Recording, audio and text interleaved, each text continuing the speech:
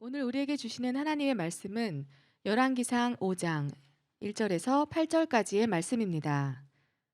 열왕기상 5장 1절에서 8절까지의 말씀입니다. 제가 가진 성경책 구약 성경 517쪽에 있습니다. 봉독하겠습니다. 솔로몬이 기름 부음을 받고 그의 아버지를 이어 왕이 되었다 함을 두로 왕 히람이 듣고 그의 신하들을 솔로몬에게 보냈으니 이는 히람이 평생에 다윗을 사랑하였음이라. 이에 솔로몬이 히람에게 사람을 보내어 이르되 당신도 알거니와 내 아버지 다윗이 사방의 전쟁으로 말미암아 그의 하나님 여호와의 이름을 위하여 성전을 건축하지 못하고 여호와께서 그의 원수들을 그의 발바닥 밑에 두시기를 기다렸나이다. 이제 내 하나님 여호와께서 내게 사방에 태평을 주심에 원수도 없고 재앙도 없도다. 여호와께서 내 아버지 다윗에게 하신 말씀에 내가 너를 이어 내 자리에 오르게 할 내 아들 그가 내 이름을 위하여 성전을 건축하리라 하신 대로 내가 내 하나님 여호와의 이름을 위하여 성전을 건축하려 하오니 당신은 명령을 내려 나를 위하여 레바논에서 백향목을 베어내게 하소서. 내 종과 당신의 종이 함께할 것이요 또 내가 당신의 모든 말씀대로 당신의 종의 삭슬 당신에게 드리리이다. 당신도 알거니와 우리 중에는 시돈 사람처럼 벌목을 잘하는 자가 없나이다. 히람이 솔로몬의 말을 듣고 크게 기뻐하여 이르되 오늘 여호와를 찬양할지로다. 그가 다윗에게 지혜로운 아들을 주사 그 많은 백성을 다스리게 하셨도다 하고 이에 솔로몬에게 사람을 보내어 이르되 당신이 사람을 보내어 하신 말씀을 내가 들었거니와 내 백향목 제목과 잣나무 제목에 대하여는 당신이 바라신 대로 할지라. 아멘. 아멘. 할렐루야. 어,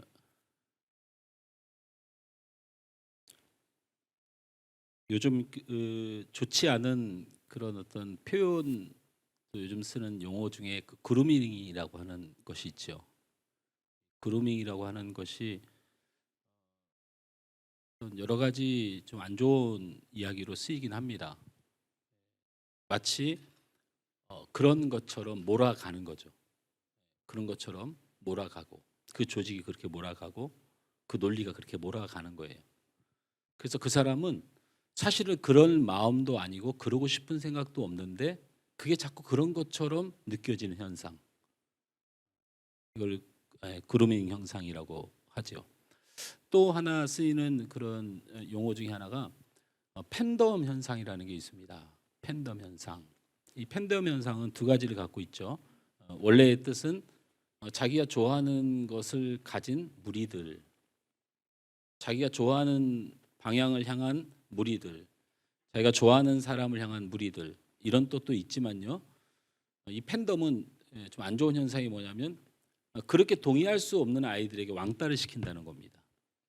그렇게 동의하지 못하는 아이들이 소외받게 되는 것이죠. 그래서 예를 들면 아이폰 팬덤 현상 같은 경우는 요즘 여러분 제가 접한 기사의 수준 아래에서 얘기를 드리는 겁니다. 요즘 이렇게 중고등부 아이들 사이에서 아이폰 팬덤 현상이 있는데 아이폰을 갖지 않으면 요즘 시대 사람이 아니다 여긴다는 겁니다. 왠지 그 아이폰이 갖고 있는 그 프라이드를 막 가진 것처럼 한다는 거죠. 그래서 요즘 급증하고 있는 게 30대 이하의 아이폰을 사는 사람들이 많아졌고, 그다음에 뭐 4, 50대 이상은 제가 이렇게 상호 말해도 되나요? 다 말해놓고 또 수정하려고 하니까 좀 어색한데, 뭐 제가 이걸로 돈 벌자고 하는 것이 아니니까 뭐 크게 이상이 없겠죠. 그래서 그런 것들을 이렇게 자꾸 나눠서 팬덤, 우리가 이렇게 팬이 되니 우리하고 다른 거를 쓰거나 다른 것을 사용하는 사람에 대한 어떤 비하, 이런 올드한 느낌으로 몰고 간다는 거죠. 근데 이게 사실은 전부 다 아이폰 회사의 정책적 결정이었다라는 겁니다. 이게 더 충격적인 거죠. 사실은 보면 정말 거기서 갖고 있는 성능이라든지 그 안에서 나타나고 있는 이 본질을 붙잡기보다는 그런 부분을 많이 이용한다는 것이에요. 제가 이 얘기를 굳이 꺼내는 이유는 이 그루밍과 이 팬덤 현상이라든지 어떤 이런 사회 그 융화라든지 조직의 어떤 이 일들을 결정하는 이런 현상들이 아주 그 안 좋고 나쁜 현상들로 기사화되고 언론화되는 것도 사실인데요. 이런 일들이 신앙 안에서도 있다. 교회 안에서도 있다라는 겁니다. 나는 하나님을 잘 모르고 잘 믿지 않는데 그런 것처럼 그렇게 부모님에게, 나를 가르치는 선생님에게, 또 내 삶에 드리워진 어떤 신앙의 어떤 연결고리 때문에 사실은 나한테는 그렇게 믿음이 없는데 그런 것처럼 가야 되고, 거기다 팬덤 현상이 일어납니다. 그렇게 안 믿는 사람, 믿음이 없는 사람은 왠지 소외되는 것 같고, 이런 현상이 있어진다는 거예요. 그래서 아주 극렬한 비판과 논란의 여지들이 우리 각 개인이 갖고 있는 신앙을 어떻게 가지게 되는가에 대한 논쟁을 하게 됩니다.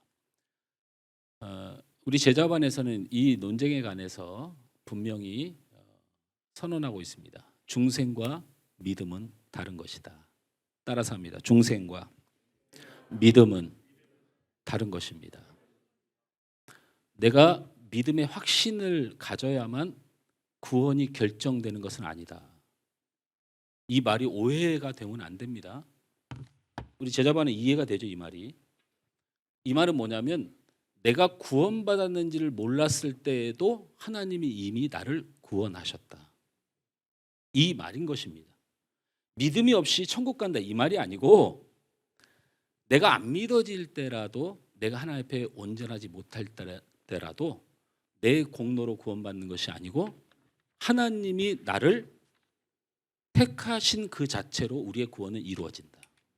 그러니 이것을 우리가 조금 더 불편한 말을 하면, 우리가 구원, 이 믿음의 확신이라고 하는 이 부분이 흔들린다고 하여 실질적인 우리의 구원이 흔들리는 것은 아니다.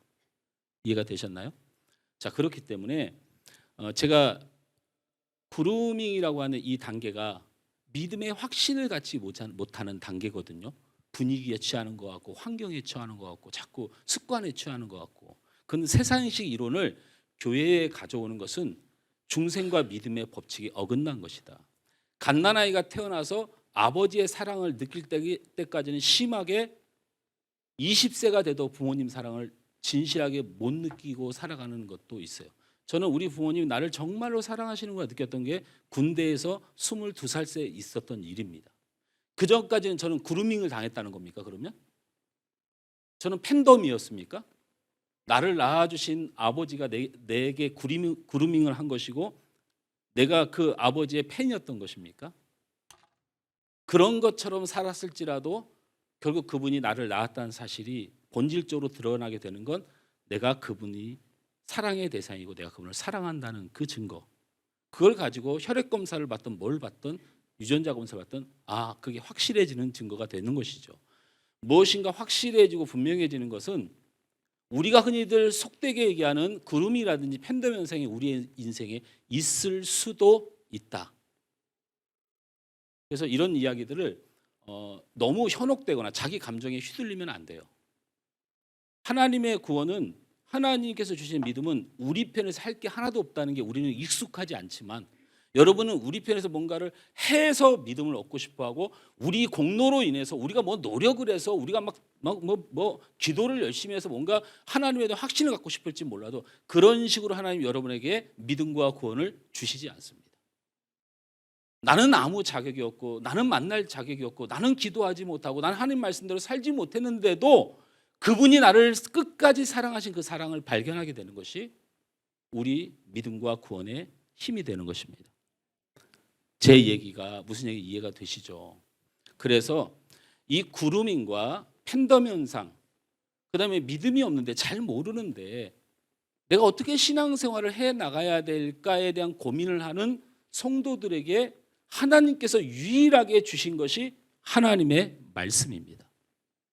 하나님의 말씀입니다. 이 말씀이 그래서 우리에게 주어졌어요. 구원을 위해서, 우리를 붙들기 위해서, 우리를 살리기 위해서 주신 것이 하나님의 말씀이에요. 그러니 믿음이 있는 자는 더욱더 하나님의 말씀이 감동되겠지만, 믿음이 불안한 자는 끝까지 붙들어야 되고 알아야 되는 것이 하나님의 말씀입니다. 할렐루야. 오늘도 귀한 말씀 가운데 귀한 은혜와 깨달음이 있길 바랍니다. 우리 옆 사람에게 축복합니다. 말씀에 은혜 받읍시다. 말씀이 생명입니다. 말씀에 순종합시다. 오늘 말씀의 제목을 읽어봅시다. 네, 이럴 줄 알았어. 그냥 읽어보라면 읽으면 되지 왜 또 옆 사람에게 또 읽어보라고 그러십니까? 자, 따라서 합니다. 하나님의 영광, 그것이 교회입니다. 열왕기상 5장에 들어왔습니다. 하나님의 영광, 그것이 교회입니다라는 제목으로 두 줄을 합니다. 한 줄은 하나님의 영광, 그것이 교회입니다라고 하는 본질에 대한 이야기를 할 것이고, 두 번째 줄은 그렇게 하나님을 영광을 위하여 세워진 교회는 하나님께서 어떻게 이끌어 가시는가. 그러니까 하나님의 영광이 왜 교회인가에 대한 이야기와 그렇게 교회가 하나님의 영광을 위하게 될 때 하나님께서 그 교회를 어떻게 이끌어 가시는가에 대한 이야기를 2시간가량 거쳐서 나누려고 합니다. 솔로몬이 성전을 건축하려는 이유에 대해서 오늘 본문에서 이렇게 말씀하고 있습니다. 우리 5절 말씀을 다 같이 읽을까요? 시작. 여호와께서 내 아버지 다윗에게 하신 말씀에 내가 너를 이어 내 자리에 오르게 할 내 아들을 그가 내 이름을 위하여 성전을 건축하리라 하신 대로 내가 내 하나님 여호와의 이름을 위하여 성전을 건축하려 하오니. 오늘 오전에 보니까 잠깐만 띄워놓으면요, 솔로몬이 자신이 성전을 지으는 이유를 두 가지로 표현했어요. 첫째는 성전을 건축하리라 하신 대로. 성전을 건축하는 이유는 하나님께서 지라고 하신 대로. 그게 첫 번째고요. 두 번째는 내 하나님 여호와의 이름을 위하여 성전을 건축하려 하오니. 자, 저를 보십시오. 두 가지죠. 하나는 하나님께서 성전을 건축하라 말씀하신 대로. 두 번째는 여호와의 이름을 위하여. 이 두 가지를 자신이 성전을 건축하는 이유를 설명을 하고 있습니다. 그런데 이 두 가지 이유를 사실은 솔로몬이 한 고백 안에 담은 성경이 있습니다. 근데 이게 아주 중요한데 거의 성경에서 잘 언급되지 않은 부분입니다. 그래서 여러분이 많이 들을 수 있는 건 여러분 성경 읽다가 알 수 있는 건 그냥 알면 되는데, 오늘은 말씀 시간, 설교 시간을 통하여 한번 알아가는 것인데, 두 가지 이유, 말씀하신 대로 또 나는 여호와의 이름을 위하여 그렇게 하고 싶다. 이 두 가지를 밝혔는데 이것을 한 성경 안에 표현한 것이 있습니다. 그게 역대하 2장 6절. 열왕기상은 왕 중심으로, 역대하는 역사 중심으로 같은 사건을 풀어놓은 같은 맥락의 성경입니다. 그래서 열왕기상에 솔로몬 왕이 등장하면 역대상의 역대하에도 당연히 솔로몬이 등장한다는 얘기입니다. 그래서 역대하 2장 6절을 다 같이 한번 읽어봅니다. 시작. 누가 능히 하나님을 위하여 성전을 건축하리요 하늘과 하늘들의 하늘이라도 주를 용납하지 못하겠거든 내가 누구이기에 어찌 능히 그를 위하여 성전을 건축하리요 그 앞에 분향하려 할 따름이니이다. 자, 솔로몬이 저 뭐라고 써 있죠? 본인이 성전을 짓는 이유를 이렇게 얘기합니다. 누가 하나님의 성전을 질 자격이 있냐? 그리고 그게 하늘의 하늘이라도, 하늘의 하늘이라고 하는 자지는 몰라요. 저 끝이 어딘지 모르니까 하여튼 세상의 최고의 힘을 가진 것을 표현한 겁니다. 그 누구도 하나님의 성전을 질 수 없다. 그런데 내가 하나님의 성전을 지을 수 있다면 뭐 하려고? 성경에 얘기했잖아요. 솔로몬이 성전을 짓는 본질적인 이유를 성경에서 드러냈다고요. 뭐 하려고? 그 앞에 분향하려 할 따름이니라. 자신은 하나님의 성전을 건축할 자격이 없다고 말했고, 뿐만 아니라 하늘과 하늘들의 하늘이라도, 즉 온 세상에서 하나님의 성전을 건축할 자격이 있는 사람은 없다. 단 내가 성전을 짓도록 하나님의 은혜를 주신다면 내 그 목적은 분명하다. 오직 그 앞에서 자신을 분향하려 할 따름이다 얘기를 합니다. 자, 그래서 분향에 관한 것을 살펴볼 건데, 솔로몬이 성전을 세우면서 가장 중요하게 생각하는 분향, 나는 그것 때문에 성전을 짓는다고 했으니 성전에서 가장 중요한 건 분향이에요. 맞습니까? 자, 일단 그렇다고 생각하시고, 이 성전은 성막을 건물로 한 거기 때문에 성막까지 포함돼서 얘기를 해야 되고 설명할 게 너무 많지만 설교 시간이 국한돼 있고, 이걸로 여러분 성막 설명으로만 1년을 설교를 해야 되는 내용을 다 할 수 없어서 여러분이 솔로몬의 심정을 왜 자신이 분향하려 할 뿐이다라고 말했는지만 전해드리려고 해요. 자, 그래서 우리가 봐야 될 부분이 출애굽기 30장 1절에서 8절, 좀 길지만 한 번쯤은 눈에 넣어두시면 좋습니다. 이것은 분향단을 만드는 법. 하나님께서 분향단, 아론과 제사장들에게 하나님을 예배할 때 쓰는 분향단을 만드는 방법을, 제조 방법을 성경에 기록한 겁니다. 한번 읽어보시기 바랍니다. 시작. 너는 분향할 제단을 만들지니 곧 조각목으로 만들되 길이가 한 규빗, 너비가 한 규빗으로 자, 네모가 보시죠. 그대로 두시고요. 여러분 배웠죠? 한 규빗이 얼만큼이라고 그랬어요? 자, 팔을 딱 듭니다. 한 규빗. 요게 한 규빗. 손끝에서 여기까지가 한 규빗. 아무리 사람이 이 규빗이 길어도 웬만하면 45cm를 안 넘으니까 한 규빗은 대충 45cm로 잡아요. 그러면 분향단을 어떻게 만들라는 거예요?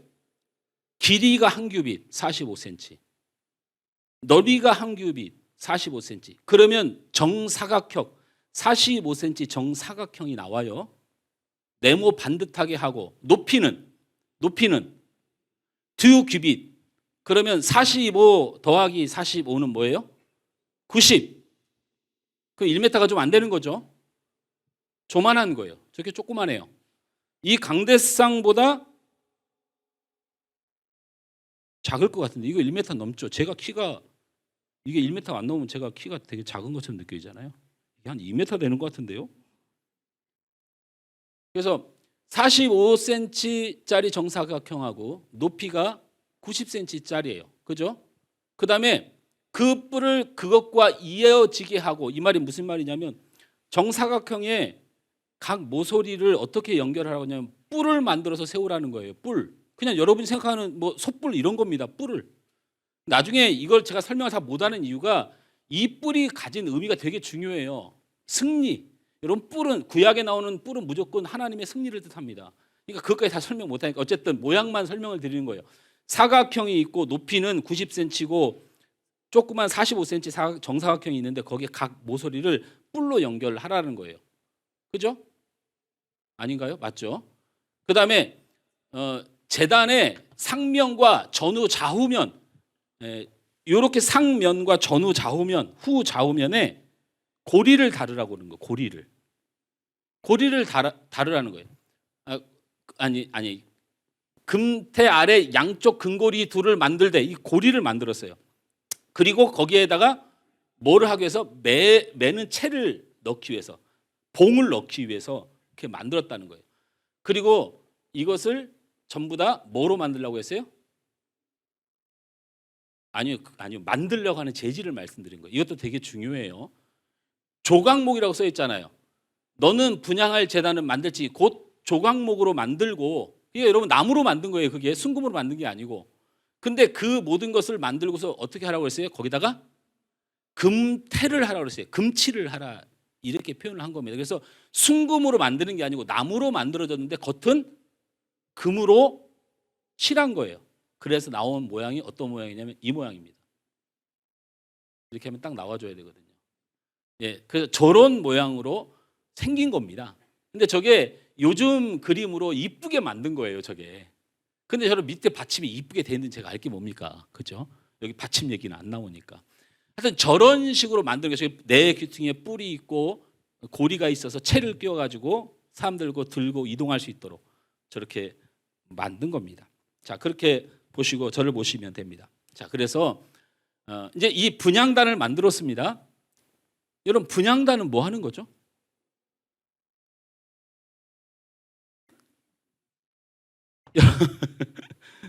그 분향을 국어사전에 쳐보면요, 죽은 사람을 위한 향기를 피우다 이렇게 써 있어요. 그러니까 그 우리가 알고 있는 한문이나 한글의 분향을 써버리면 곤란한데 성경은 그렇게 말했으니까 뭐 아주 우리 성근이가 귀한 사역자예요. 분향하는 겁니다. 그게 분향하는 건데 세상적 분향은 아니고 이런 겁니다. 그 위치가 어떠냐면 성전이 성막이 있어요. 성막이. 그러면 성막에 뜰이 있는데 거기서 뭐 물두덩도 있고 제단도 있고 막 각을 뜨는 것도 있고 있는데 지성소라고 하는 언약궤가 들어있는 법궤가 들어있는 그 지성소 안에는 제사장 대제사장들만 들어가서 하나님을 배우는 장소인데 그 앞에 회막으로 막아놓고 그 안쪽을 지성소라고 부릅니다. 그 지성소 바깥 출입구 바로 앞에 바로 저 분향단이 있어요. 저 분향단이. 자, 분향단이 있어서 거기서 말한 대로 향을 피우게 됩니다. 그 향도 성경에 정해져 있어요. 그래서 제가 이게 자세히 안 가는 이유는 그게 더 중요한 게 아니고 그 향을 어떤 향을 피우라는 것도 정해져 있고 그 향이 외의 것을 피우면 죽습니다. 그러니까 그 향을 피우는 게 있어요. 있는데 어쨌든 그 위치가 지성소 들어가는 바로 입구 앞에 있어요. 자, 제가 여러분과 함께 생각해 보고 싶은 것은 솔로몬이 하나님 앞에 하나님의 성전을 지으면서 여러 가지 성막의 이유와 조건들이 있는데 딱 하나만 붙드는 거예요. 내가 만약에 교회를 짓고 성전을 짓는다면 나는 이것 때문이다라고 하는 것이거든요. 그게 뭐예요? 분향할 따름이다. 이게 왜 중요하냐면 이 시대의 교회의 흥망성쇠가 바로 여기에 달려있기 때문에. 여기에 달려있어요. 우리 신앙의 흥망성쇠도 여기에 달려있고 우리가 교회가 커지든 작아지든 이 분향의 의미를 깨닫지 못하고 신앙생활을 여기에 맞춰서 못하면 다 죽습니다. 아무 의미가 없습니다. 성전도 아니고 교회도 아니에요. 그래서 솔로몬이 이 분향을 굉장히 중요하게 생각했는데 여러분 이 분향이 왜 하는 것일까요? 왜 향을 피우는 것일까요? 그냥 한번 질문하면 곤란한 거 알지만 여러분 상을 당한 곳에 가면 향을 피우는 게 있습니다. 그 향을 왜 피우는지 아세요? 원래? 네. 저렇게 너무 대답을 잘하는 친구가 갑자기 등장을 하니까 당황스럽습니다. 제가 원래 이게 이 레퍼토리가 그것도 모르냐고 하면서 내가 좀 내 잘난 척도 좀 하고 또 내가 그것도 모르냐고 했다 또 어떤 사람이 대답을 말하면 그게 맞아요 이렇게 물어봐서 놀리기도 하고 이런 재미로 설교를 했는데 큰 눈 뜨고 정확히 말해버리니까 정신이 없네요. 여러분 분향은 시체 썩는 냄새가 나지 않고 사람들의 불쾌감을 안 주기 위해서 분향을 하는 겁니다. 솔로몬이 분향을 하고 성막에 분향단이 있는 이유는 내 죄와 내 썩은 육신의 죄악으로 인하여 이 냄새로 인하여 하나님의 거룩하시고 존귀하심이 훼손당할까 봐 나를 죽이고 나를 감추기 위하여 내 죄를 사라지게 하고 하나님의 그것이 누가 되지 않게 하기 위해서 피우는 일종의 가림막 같은 현상입니다. 이해가 되십니까? 그 본질이 뭐겠어요? 하나님의 영광과 하나님의 존귀하심이 훼손당하지 않도록 자신을 낮추는 거예요. 오직 하나님만 영광이 드러나도록 하는 곳이 바로 분향을 하는 이유입니다. 그래서 여러분 성경 아까 읽은 본문에 그런 말씀이 있어요. 여호와 앞에 끊지 못할지니. 다시 말하면 이 분향은 끊어서는 안 됩니다. 그래서 제사장들이 어떻게 하냐 아론 때부터 아침에 향이 꺼지고 확인하고 향을 계속 유지하고 저녁에도 가서 확인해서 향이 설령 아무리 많은 향을 내는 재료를 갖다 놔서 꼭꼭 확인하게 되어 있고 이것이 멈춰지면 제사장은 끝입니다. 사람들이 죽이는 게 아니라 하나님 앞에 죽임을 당해요. 이게 무슨 얘기냐면 분향단은 절대 멈춰서도 안 된다는 얘기는 성전에서 어떤 게 계속 나서는 안 돼요? 내 죄의 모습, 썩어진 내 죄의 냄새 이런 것이 하나님 앞에 가서는 안 되고 오직 하나님은 깨끗하시고 존귀하신 것이 드러나야 한다는 신앙 고백이 분향단이에요. 그러면 솔로몬이 성전을 지으면서 가졌던 신앙, 하나님이 성전을 지어가면서 원하셨던 신앙이 성경을 통해 우리가 분명히 보여준 거예요. 교회는 어떤 것이다? 하나님의 영광만이 드러나야 되는 것이 교회이다. 이 뜻입니다. 솔로몬의 고백은 내 죄의 모습, 내 잘난 모습, 내가 왕된 모습, 내가 부자인 모습, 내가 다윗왕의 아들인 모습은 하나님의 성전에서 아무 의미가 없다. 그래서 분향해야 된다. 나를 가리고 나를 죽여야 된다. 하나님의 교회와 성전은 오직 하나님이 가장 높으신 분이고 하나님이 가장 섬겨야 될 분으로 드러나야 하는 것이기 때문에 내가 성전을 만약에 짓게 된다면 오직 하나님께서 원하시는 분향할 따름이다. 오직 하나님의 영광만을 나타낼 뿐이다. 할렐루야. 할렐루야. 여러분, 제가 나중에 결말 부분에 얘기를 할 내용이었지만 졸릴까 봐 이 과정과 현대교회를 그대로 비교하면 이 교회, 우리 한국교회가 병이 들었다, 뭐 전도가 안 된다 이렇게 얘기하잖아요. 그 이유가 뭔지 아십니까? 바로 이 솔로몬의 신앙 고백인 분향할 따름이라는 이 말씀을 한 번도 기억을 안 하고 이거에 목숨 걸지 않아서 그래요. 그래서 누가 영광을 받고 있는 교회가 돼요? 목사가 영광을 받습니다. 목사가 영광을 받습니다. 무슨 목회를 어떻게 하고 얼마나 대단하길래 대통령 경호하듯이 목사가 출근해야 되는지 난 이해를 못하겠고, 죄를 많이 져서 뒤통수를 맞을까 봐 그런가요? 또 얼마나 성도들의 권세가 세길래 목사고 나이 든 사람이고 뭐고 그냥 교회에서 아주 그냥 가관도 아니야. 요즘 교회가 목사가 대단하든지 성도가 대단하든지 영광이 사람에게 있어요. 사람에게. 영광이 건물에게 있어요. 여러분, 제가 솔로몬의 성전이 몇 평 정도 된다고 말씀드렸습니까? 72평짜리입니다.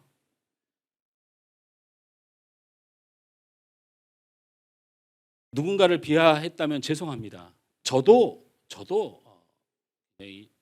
반성을 합니다. 저도 반성을 하고, 제가 이제 우려하는 것들이 이런 것들이에요. 제가 요즘 이제 이렇게 농담 삼아 엊그제 오늘 계속 재밌는 게 뭐냐면, 우리 모 교회 집사님이 저한테 인사를 할 때 이렇게 인사를 하더라고요. 어떻게 인사한다고요? 이렇게 인사를 하더라고요. 그래서 제가 인사하는 걸 못 봤어요. 그래서 가서 물어봤어요. 혹시 저한테 인사를 안 하시나요? 그랬더니 했잖아요. 아, 네. 나중에 또 어떤 분을 만났어요. 근데 그분은 인사를 이렇게 하더라고요. 목사님 안녕하십니까? 이렇게 인사하더라고요. 그래서 제가 그 여자 집사님에게 가서 하여튼 형식이 부족한 집사라고, 내가 형식이 부족한 집사라고. 여러분, 저는요 신앙생활이 절대 곡해돼서는 안 돼요. 하나님의 은혜를 받고요 하나님의 사랑을 받는 사람은 폴더 인사할 수 있습니다. 할 수 있어요. 여러분, 우리가 행위도요 하나님의 은혜를 받고 정말 주님의 사랑으로 감동된 사람은 다른 사람을 더 존귀하게 여길 수 있는 능력의 사람이 됩니다. 세상의 영향과 교육으로 내가 그렇게 되었다고 생각하면 안 됩니다. 그러니까 이런 부분들이 교회 안에서 사람의 영광이다 하나님의 영광이다 이걸 구분하는 일에 어떤 사람의 행동을 가지고 제가 우스운 얘기처럼 한 거지만 그런 뜻이 아니고, 하나님의 영광이 사라져버린 것이 교회의 병입니다. 그리고 세상 사람들이 그런 하나님의 영광이 사라져진 교회에 대해서, 그 힘없는 교회에 대해서 오고 싶은 생각이 안 드는 거예요. 여러분, 예수 믿는 옛날에 우리 어르신들이나 옛날에 교회가 부흥할 때 그 사람들이 사람 보고 왔다고 여러분 생각하시는데 절대 그렇지 않습니다. 하나님은 살리시는 분으로 믿고, 하나님은 나를 구원하신 분을 믿고, 나의 이 가난을 해결해 주시는 능력의 하나님을 믿고, 내 병을 고쳐 치료의 하나님을 믿고, 내가 예수 믿으면 천국 간다는 걸 믿고 생각보다요, 요즘 사람들이 복 받으려고 잘 되려고 예수님 믿는 거죠. 옛날의 분들 그렇게 신분이 차별을 받고 그렇게 남녀 차별을 받으면서 머리가 깎이면서까지 나는 하나님 없으면 죽은 목숨이야. 이 땅에 이렇게 천대받고 어렵게 살아도 내가 예수 믿고 하나님의 나라에 가면 하나님 나는 공평하게 사랑하셔. 이 하나님의 속성에 대하여, 하나님의 공정하신 그 사랑하신 은혜가 많으신 하나님의 속성에 대하여 철저하게 믿고 예수 믿어가지고 부자 된 사람이 얼마나 있다고 그러십니까? 옛날에 다 맞아 죽었죠. 아니 온 천지가 재산인데 재산 드리고 버티는 며느리가 거기서 잘 살 수 있습니까?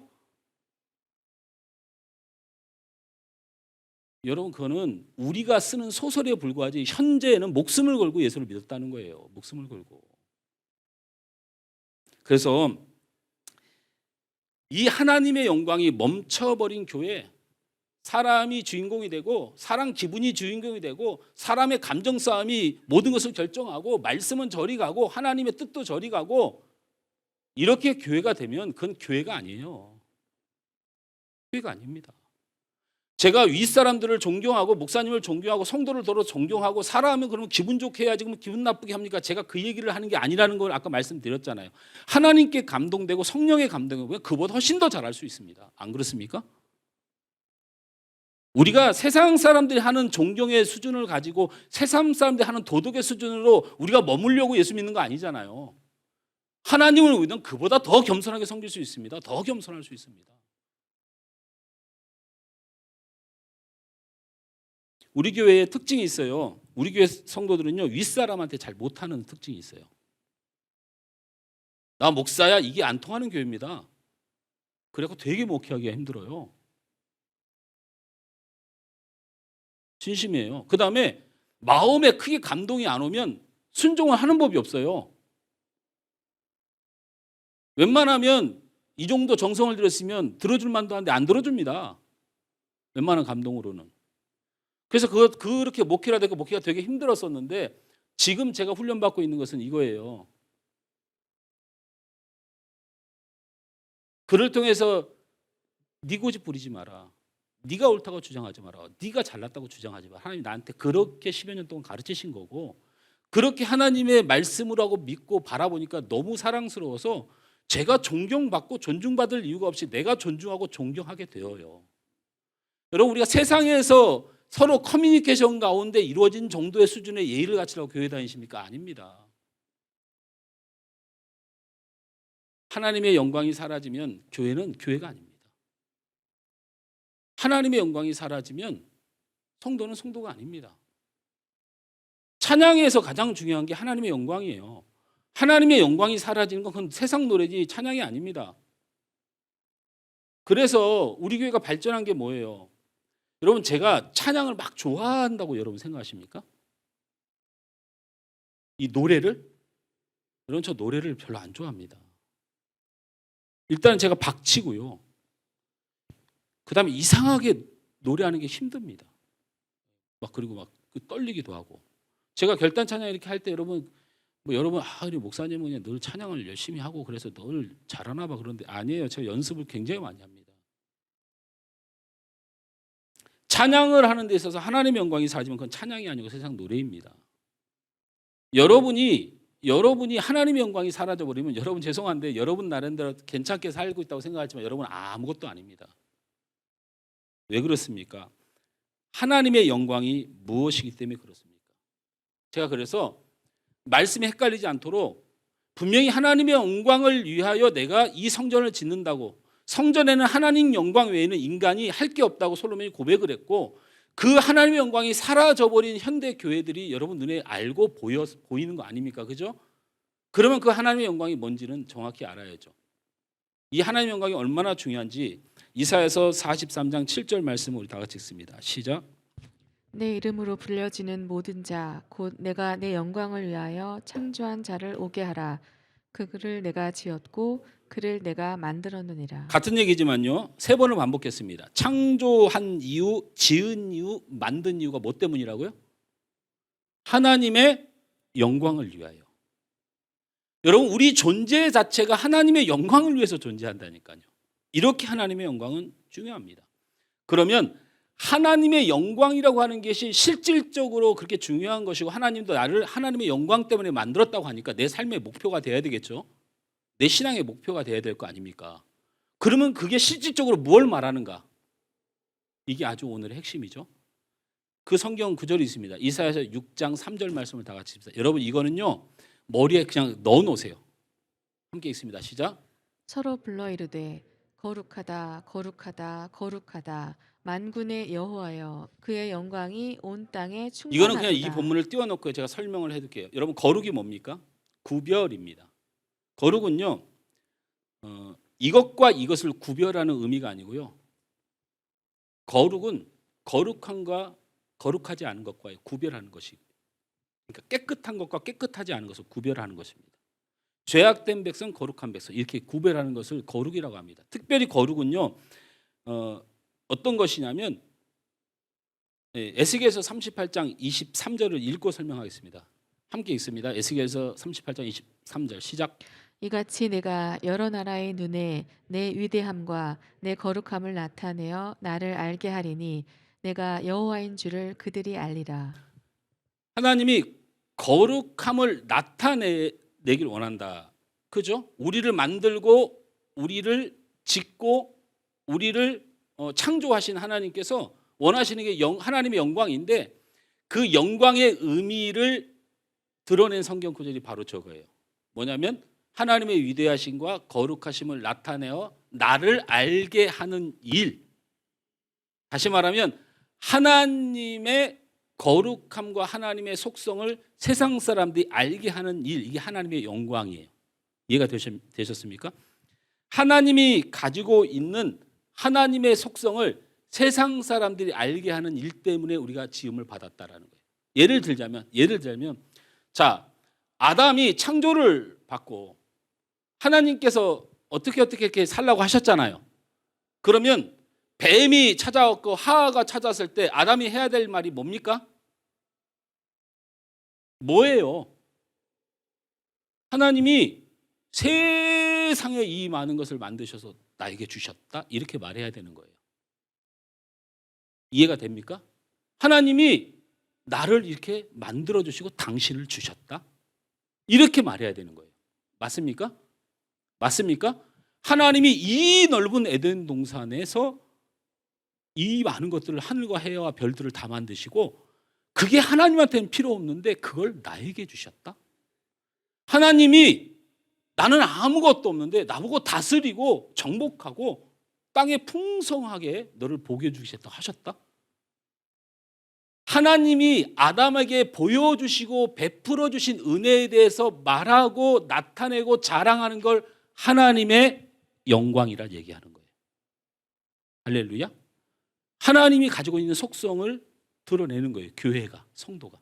그런데 아담이 어떻게 살았어요? 하나님이 베풀어 주신 거 하나도 말을 안 하고 나 이거 먹고 싶은데 안 줬다는 거야.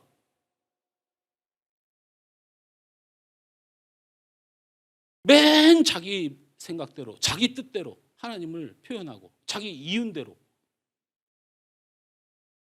그래서 하나님의 원래 베풀어 주신 그 은혜를 잊어버린 자를 죄라고 부르는 거예요. 죄.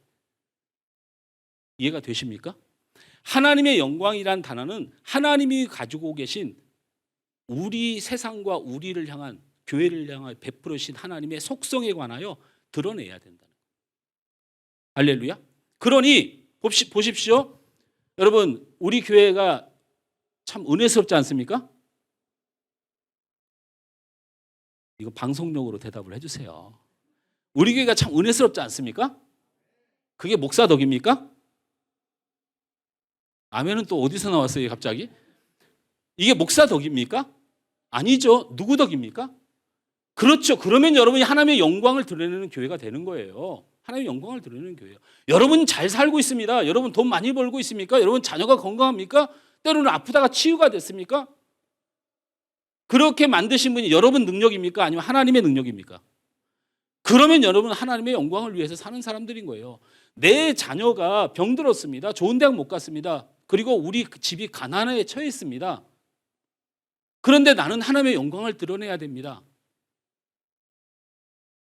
그럴 때 우리가 선택할 수 있는 게 무엇입니까? 가난해도 병들어도 고통받아도 주님이 이 땅이 영원하지 않고 하나님의 나라를 내게 주셨음에 대하여 감사하는 자.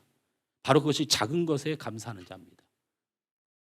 큰 것을 주어서 감사 못할 자가 없는데 하나님께서 그 작은 것을 주었음에도 불구하고 그게 그렇게 귀하게 여기는 자. 이게 하나님의 영광을 위해 사는 자입니다. 누가 날 괴롭힙니다. 누구 때문에 힘들어서 신앙생활을 못하겠습니다. 충분히 인간적으로 배반당하고 억울합니다. 그렇게 사회생활도 못할 뿐만 아니고 이렇게 좋은 교회에서 이런 일이 벌어지는 걸 못 견딥니다. 그래도 그 작은 가운데서도 하나님이 나를 사랑하셨음을 잊지 않고 그 자를 굳건히 지키는 거예요. 교회는 그렇게 세워지고 그렇게 헌신하는 자들이 있는 겁니다. 자기에게 풍족하고 대단해져서 하나님을 섬기는 것이 아니란 얘기입니다.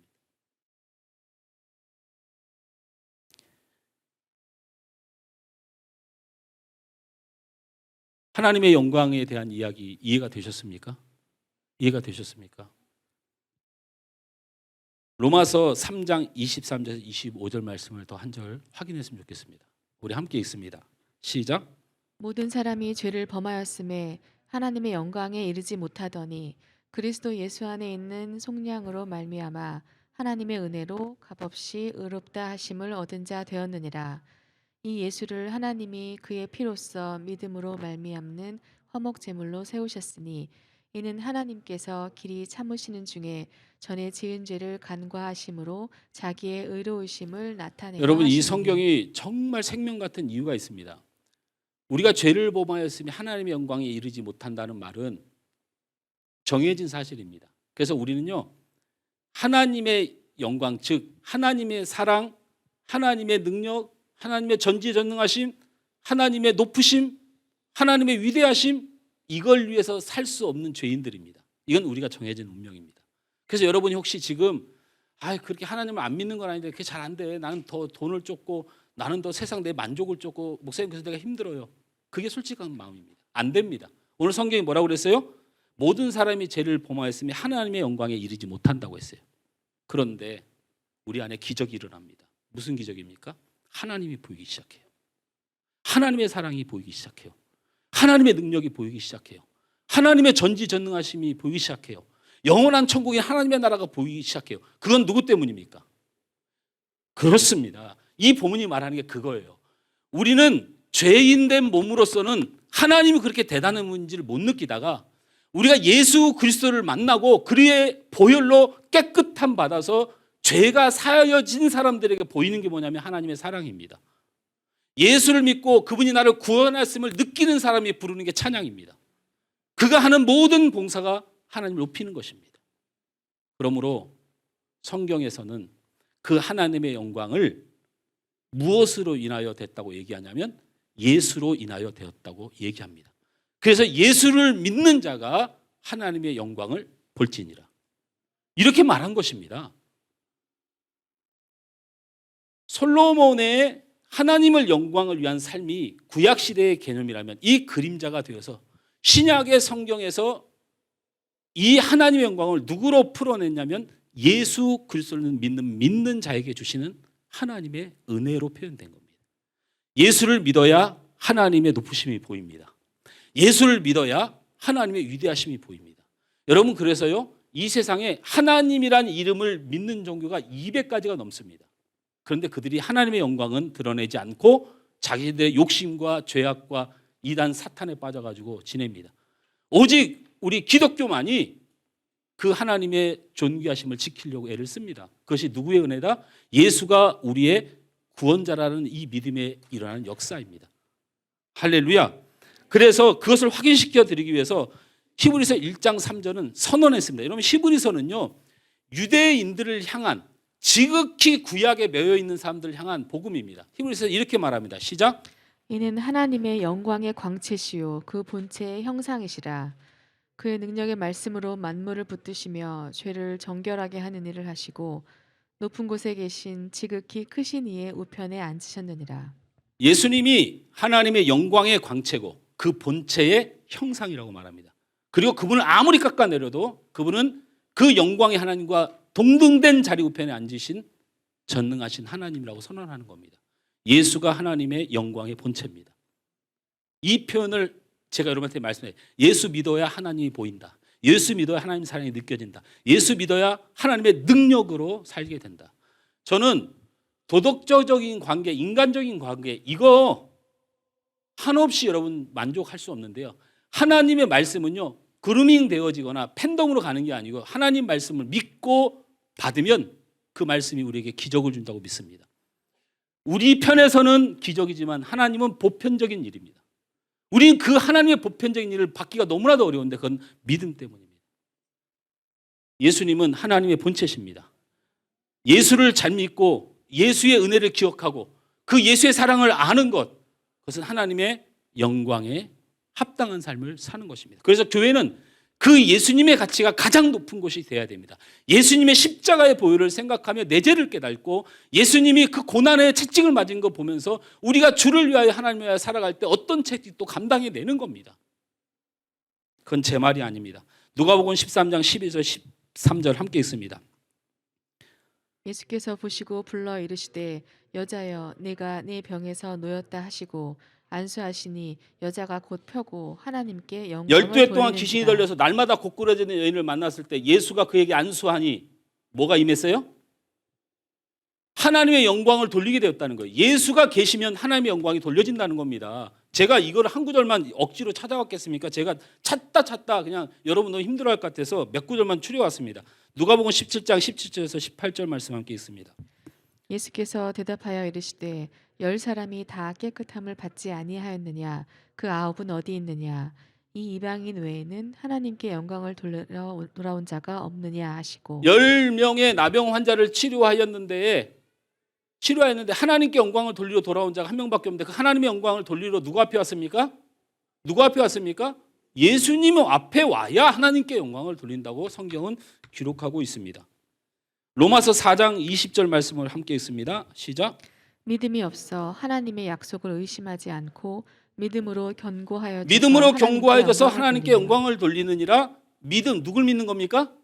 예수를 믿음으로 하나님께 영광이 되는 겁니다. 성경은 이렇게 구약에서 솔로몬이 하나님의 영광, 하나님의 속성을 알아가고 그것을 찬양하는 그것이 가장 중요한 삶이라고 했는데 신약에 와서 성경은 그 영광의 본체가 예수고 그 예수를 찬양하고 예수를 믿고 예수를 신뢰하고 예수 때문에 순종하고 예수 때문에 희생하고 예수의 믿음의 삶을 살아가는 사람이 하나님의 영광에 가깝다고 계속해서 설명하고 있습니다. 고린도 후서 1장 20절 말씀을 다 같이 읽습니다. 시작. 하나님의 약속은 얼마든지 그리스도 안에서 이해가 되니 그런즉 그로 말미암아 우리가 아멘하여 이게 아주 중요한 말씀이에요, 여러분. 저 말이 되게 어려운 게 아니고요. 구약의 모든 말씀은 그리스도 안에 다 이루어지나니 하나님의 약속은 얼마든지 그리스도 안에서 이해가 되나니 그 말입니다. 저게 지금 구약의 하나님의 모든 약속은 그리스도로 귀결되나니 그리스도 안에 이해가 되네. 그런즉 그로 말미암아 예수로 말미암아 우리가 아멘하고 하나님께 영광을 돌리게 되느니라. 이제 여러분 말씀이 보이십니까? 왜 예수가 우리에게 그렇게 중요한 분인지. 우리는 하나님의 영광을 위하여 지음받은 자인데요, 예수 안 믿으면 우리는 하나님의 영광을 돌릴 수가 없어요. 요한복음 8장 54절 말씀을 함께 읽습니다.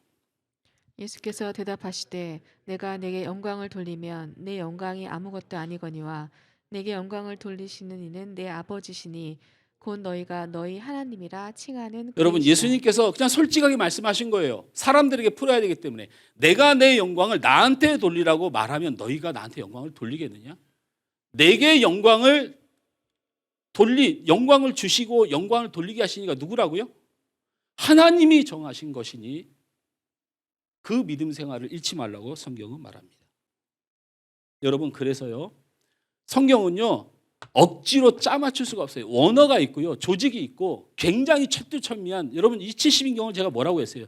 70명의 예수를 믿든 안 믿든 이 성경책이 진실인가 아닌가를 가려내는 고고학자, 인류학자, 뭐 여러 가지 뭐 생물학자부터 시작해서 세상에 있는 모든 학자들과 변론하고 싸워서 이거는 부인할 수 없다고 만들어진 게 70인경이라니까요.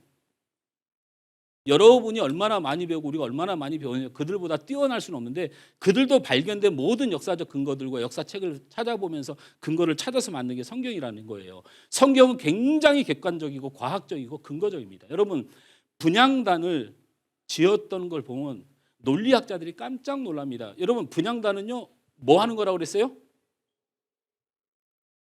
시계 보지 마시고 제가 끝낼게요. 저도 지금 급해요. 제가 제 자랑 1분도 안 했잖아요. 그게 설교하다 보니까 그래요. 분향단은 뭘 뜻한다고 그랬어요 아까? 시체를 냄새 안 나기 위해서 향을 피우는 도구라고 그랬잖아요. 우리의 죄를 하나님 앞에 가려서 우리의 죄가 발견되지 않게 하시는 분이 누굽니까? 누굽니까? 예수님입니다. 여러분 또 한 가지 제가 말씀드립니다. 분향단은 어떻게 만든다고 그랬어요? 제가 설명드렸잖아요. 어떤 사람이 금으로 만들 때 그거 아니라고 얘기했잖아요. 어떻게 만든다? 조각목으로 만들고 뭐 어떻게 한다? 금으로 칠한다. 여러분 조각목은 세상의 생명이고요. 금은 하나님을 상징하는 것입니다. 분향단 안에 뭐가 있냐면 금과 세상이 함께 있어요.